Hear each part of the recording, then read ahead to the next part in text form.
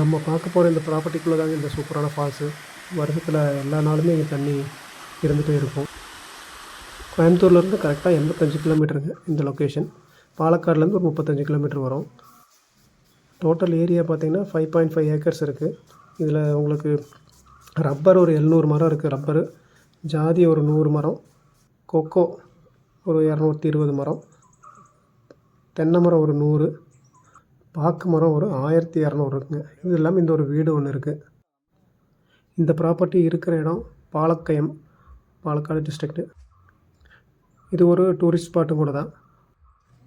Invest பண்ணுறதுக்கு ஒரு நல்ல ஒரு ப்ராப்பர்ட்டி. ஏன்னா நம்ம இந்த ப்ராப்பர்ட்டிலே ஒரு சூப்பரான ஒரு வியூ பாயிண்ட் இருக்குது.